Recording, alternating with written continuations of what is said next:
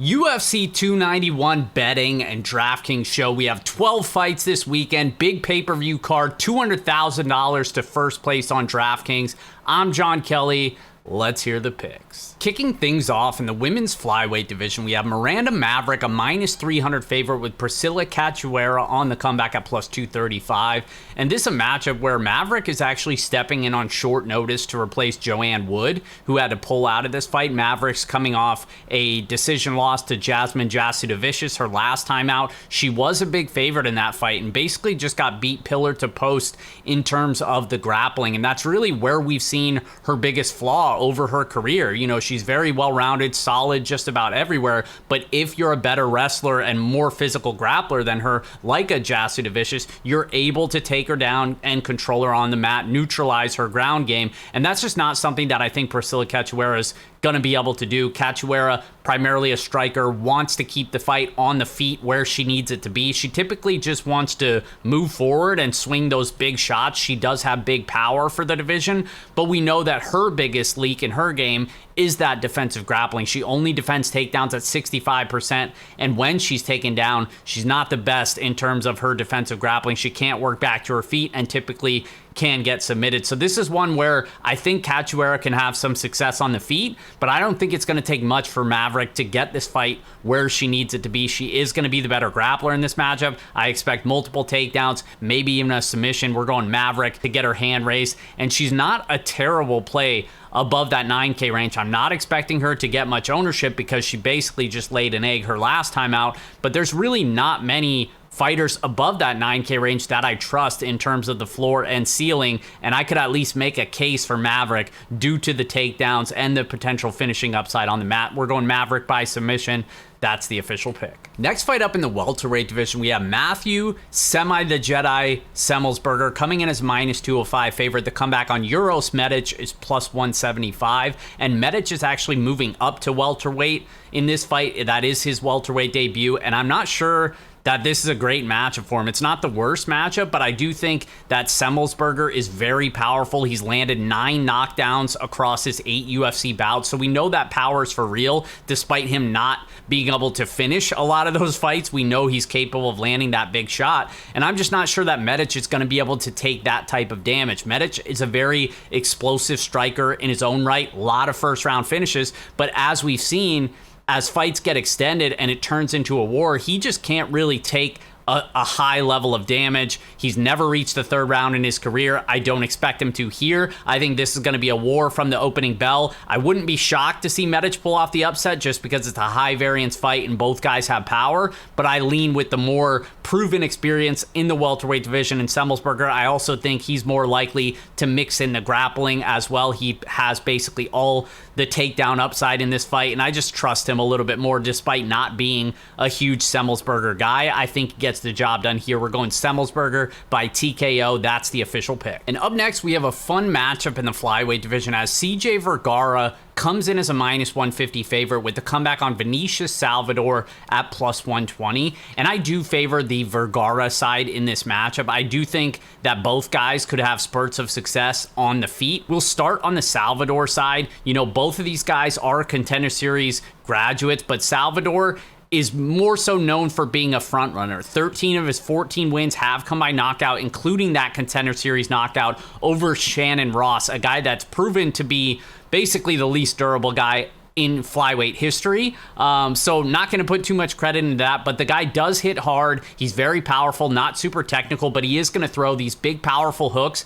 and put everything into them. Now, what you have to be careful for is Salvador is a guy that does tend to fade as the fight gets extended. He's also a guy that can be taken down, put on his back, and controlled, especially once he gets tired. And remember, we're fighting in Salt Lake City, so we're at elevation this week, and on the Vergara side, his best weapon is his cardio. You know, he's been able to take over late across multiple fights in the UFC, but also across his regional career. That's kind of his MO. You know, he's a good boxer, not a great fighter, but he has a ton of heart, and he's going to push forward for 15 minutes, might get rocked a few times, but he does have power, and he's going to weaponize that cardio. I think fighting at elevation, as long as he can avoid getting knocked out early by one of those big powerful hooks from Salvador, I do expect Vergara to take over in rounds 2 and 3 and eventually get a finish. So we're going Vergara by TKO. It comes in the mid to later rounds. That's the official pick. Next fight up in the welterweight division, we have Jake Matthews, a minus 260 favorite with the comeback on Darius Flowers at plus 220. And Matthews is coming off a decision loss to Matthew Semelsberger, who we talked about earlier. You know, I mentioned that big power that Semelsberger has.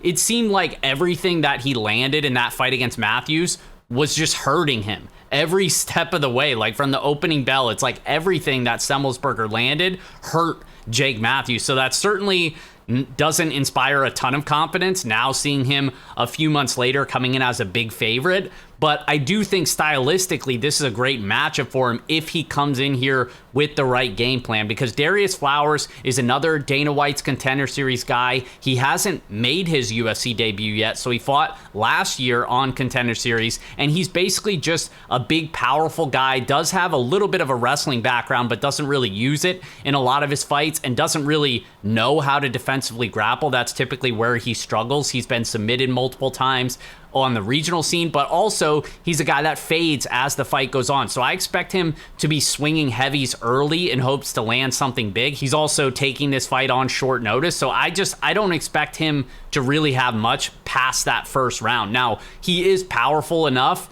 to land something big, especially since we just saw Matthews chin checked. So I'm going to treat him as a live underdog in that first round. So I'm going to have exposure to both sides on DraftKings, but I definitely lean with the grappler who's more experienced at the UFC level. I think skill for skill, Matthews is clearly better. It's basically just comes down to if he comes in with the right game plan, mixing in that grappling and not doing anything stupid, which you can never really bank on with Jake Matthews, but I do think he gets it done. We're going Matthews by submission. That's the official pick. Next fight up in the middleweight division, we have Roman Kopylov, a minus 210 favorite. The comeback on Claudio Ribeiro is plus 170. And this is another fun matchup where both guys clearly have finishing ability. Kopylov, most of his wins have come by knockout. Ribeiro, all of his wins have come by knockout. And on the Ribeiro side, most of those have come inside of the first round. He's a very explosive athlete coming off Contender Series where he had a big first round finish there. We know that's the story with him. He's a very explosive while he's fresh, and I expect him to swing big hammers while he's fresh. He's not technically sound, but he's going to go for it. And he has heavy leg kicks as well. Even has a little bit of grappling. We've seen him able to land a takedown here or two. That Holmes fight, he clearly had an advantage there. I think he would be the better grappler in this matchup, but I'm just not convinced that he's going to be able to get this fight to the ground. And that's where I worry, is because I do think over 15 minutes he's going to fade, especially here at elevation. This is another one where I expect the cardio dynamic to really favor one side, and I think that's Roman Kopylov, who we know is more proven at the UFC level. I think he's a better striker, more technically sound, much better defensively, and I think he's going to be doing more on the feet, higher output. He's got a ton of round 2, round 3 finishes, so we know he can carry that power outside of the first round, whereas Ribeiro, I think, is going to fade after that initial burst in the first round. So I think this fight is going to favor Kopylov, especially outside of round 1. We're going with him to get his hand raised. It's Kopylov by TKO. That's the official pick. And up next, we have our only heavyweight bout of the evening as Marcos Rogerio de Lima comes in as a minus 215 favorite with Derek Lewis on the comeback at plus 185. And this is another exciting matchup because I do think somebody is probably taking a canvas nap here. I slightly favor the de Lima side, but I'm much less confident than the market seems to be. He's been taking money basically since the opener, and he's really gotten steamed up to where it is now. And I'm just not as confident as everyone else seems to be because this is still a guy who's been hurt multiple times. He's been finished a bunch of times in his career. Yes, it seems like he probably has a little bit more at this stage in their careers, and he has all the grappling upside in this matchup.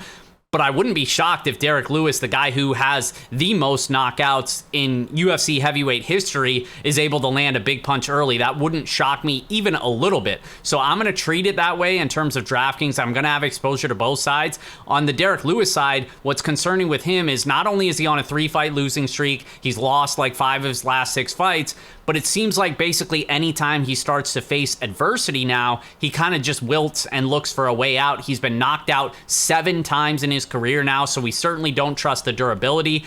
And he's never been able to defend takedowns either. So that's kind of why I'm still favoring Lima. But I'm still not ruling out that big one-punch power that Derek Lewis possesses. So it's going to be one that I think you want to hedge on DraftKings, and we're going Lima by TKO as the official pick. Which brings us to our featured bout on the prelims, as Gabriel Bonfim comes in as a sizable favorite at -320. The comeback on Trevin Giles is plus 265. And we'll start on the Bonfim side. He's an undefeated prospect, 14-0, made a statement in his UFC debut against Moner Laziz, where he submitted him inside of the first round, and that's typically how he wins most of his fights. You know, he's an explosive fighter, a lot of first round finishes. Most of them have actually come by submission, and there's been kind of a lot of back and forth on who's the better Bonfim brother, Ismael or Gabriel. I think based on Ismael's last fight, it's got to be Gabriel here, unless he lays an egg here as a big favorite himself, just like his brother did. But I'm not really expecting him to, despite the concerns on the Bonfim side, the main one being that he's so hittable on the feet. He eats a lot of clean shots, and his cardio is relatively unproven as well. But Trevin Giles is a guy, you guys know if you've been listening to me for a while, I just hate betting on this dude. I hate playing him on DraftKings. I think he's a complete wild card because even though he has the skills to look good and win rounds and win fights at the UFC level and win by knockout even, he just never does enough in his fights, because even when he has a striking advantage, he doesn't let his hands go. He pushes a very low output, low pace on the feet, despite being a better boxer in a lot of these fights. You know, he's got a very strong jab, he's good on the counter, and he can mix in some wrestling as well. Now, the other issues with Giles, other than the fight IQ and the low output, is his cardio has been kind of sus at times in the past, where he's just been able to kind of just fade in rounds, late round 2 and round 3, and get himself submitted. He makes a lot of grappling mistakes, and I think a guy like Bonfim, who's very opportunistic with his submission grappling, I think he's the guy that's going to take advantage there. I think it's Bonfim by submission. That's the official pick. And before we get to the main card, guys, do me a favor, like this video and subscribe to the channel. I do videos like this every single week. It's all completely free. Fightnumbers.com is my website that has a bunch of free tools and resources. And of course, I'm always pumping out any of the rest of my content on Twitter at Jon Kelly DFS. So be sure to follow me there. Now back to the fights. And kicking off the main card, we have another exciting matchup in the welterweight division, as Kevin Holland comes in as a -145 favorite with Michael Chiesa on the comeback at +125.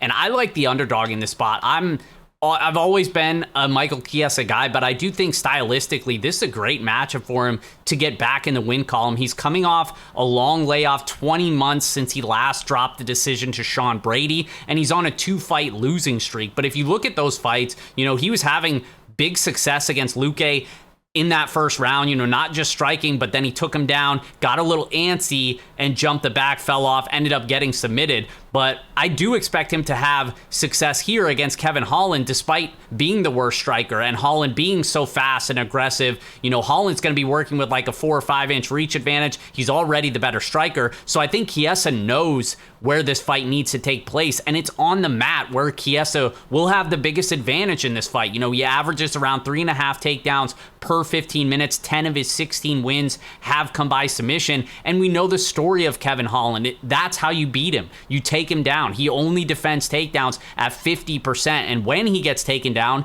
he typically closes his guard and has no idea how to work back to his feet. We've seen it time and time again with Kevin Holland. Despite how good he is on the feet, he's just as bad, if not worse, if you can take him down. And now he's going up against one of the better wrestlers in the division, who does have submission upside as well. I think this fight ends inside the distance, and I think Michael Chiesa wraps up the neck. We're going Chiesa by submission. That's the official pick. Next fight up, we have Bobby King Green, a -410 favorite with Tony Ferguson on the comeback at +310.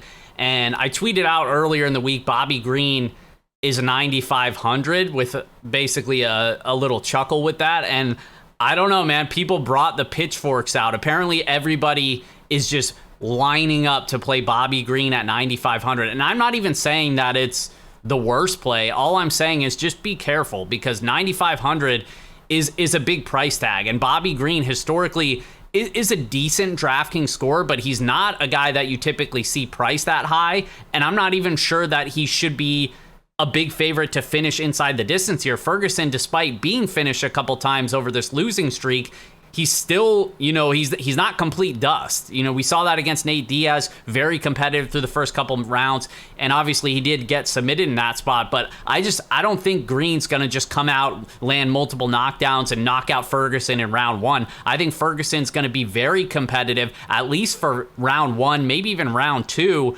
before the volume, the output, and of course, if Bobby Green wants to mix in the wrestling, I think it's certainly there for him for the taking. I'm just not convinced that he will. So if we're just expecting the fight to stay standing, he's got to do a ton of volume, which I do expect a lot of volume, but it's got to be a lot of volume and then probably a round two or round one finish in order to hit that optimal ceiling. And I'm just not 100% convinced that that's going to happen here in this fight. So that's all I'm saying, is that it's a very expensive price tag to pay. So I'm not going to be loading up as much as the field seems to be on Bobby Green at 9,500. It doesn't mean I'm going to fade him completely, but certainly going to look to come in underweight to the field and just kind of hope that Ferguson has a little bit left in the tank here. But regardless, I think Bobby Green obviously wins here. I'm going Green by decision as the official pick. And next fight up in our fifth and final welterweight matchup of the card, we have Stephen Wonderboy Thompson, a -150 favorite, with Michel Pereira on the comeback at +130.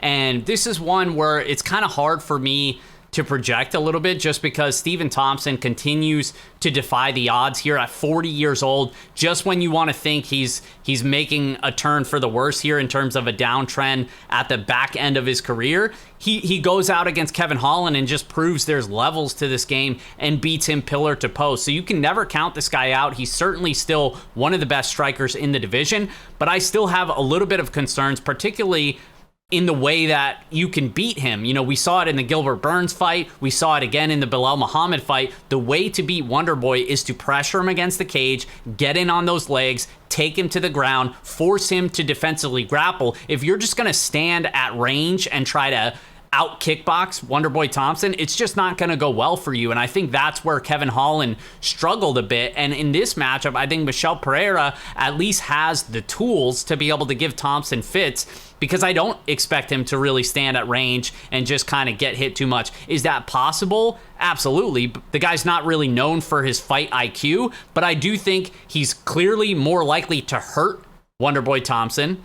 I expect him to be more durable, and I think he has the grappling upside. He averages 1.5 takedowns per 15 minutes. We know he has a black belt in Brazilian Jiu-Jitsu. We've seen him kind of rely on the wrestling a lot more, play a little bit more of a reserved fight, as opposed to when he first came over to the UFC and he was known as an all-action, blitz, right out of the gate type of fighter. I'd be surprised if he does that here against somebody that's so technically sound, but I do expect him to come in with the grappling game plan, and that's why I have interest in him as the underdog. He's actually one of my favorite underdogs on DraftKings this week, and I'm siding with him to get the job done. We're going Pereira by decision. That's the official pick. Which brings us to our co-main event, as Alex Pereira is making his light heavyweight debut, moving up from middleweight, coming off that knockout loss against Israel Adesanya. He's a slight underdog here at +105, with Jan Blachowicz as the slight favorite at -125. And this is a matchup where Jan Blachowicz is clearly still one of the better fighters in the division, even at 40 years old.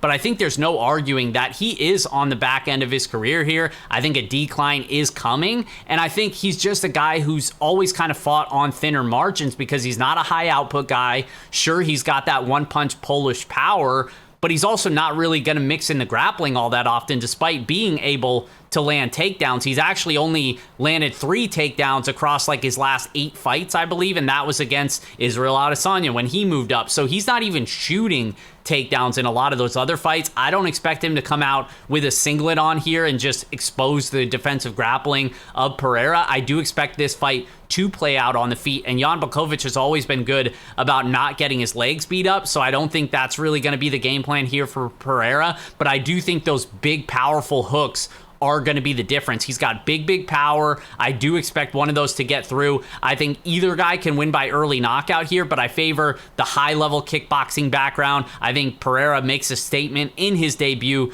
in the light heavyweight division, put some more life into it now that Jamal Hill is out due to injury, and this division just seems kind of cursed a little bit. I think Pereira, lifts it from the ashes like a phoenix and gets his hand raised. We're going Pereira by TKO. He knocks out the 40-year-old Jan Blachowicz this weekend. Which brings us to our main event. As the BMF title is up for grabs, we have Dustin the Diamond Poirier, a -150 favorite, with Justin Gaethje on the comeback at +130. And this is an awesome matchup. These guys obviously fought once before back in 2018, and it resulted in Dustin Poirier getting the knockout victory in round 4.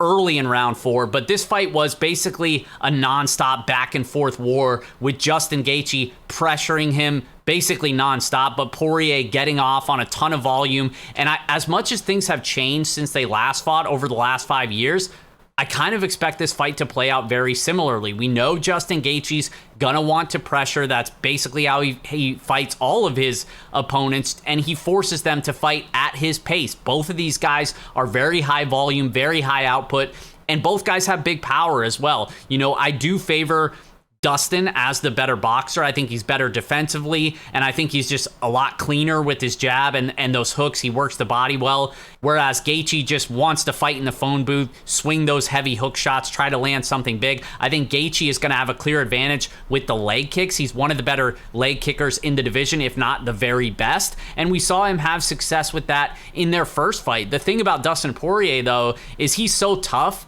He never really checks leg kicks, but he always fights through it, even when it's hurt. So I don't know if Gaethje's going to be able to shut his legs off. But I do expect both guys to have success here. It's going to be a back and forth war, but I think I just ever so slightly lean towards the Poirier side. I trust him a little bit more in terms of the durability, in terms of the volume, the cardio as well. This one's at elevation. Both guys have good cardio. But I just kind of think at this stage in Gaethje's career, he's not really wanting to do those long 25-minute wars like he used to. He's either going in there to finish you or basically get finished himself. And we know he's got some grappling holes as well. Not saying that Poirier is going to come in here and try to grapple him, but I do think if it were to hit the mat, I'd favor Dustin Poirier in that realm as well. So I'm going Poirier. I think it comes by TKO.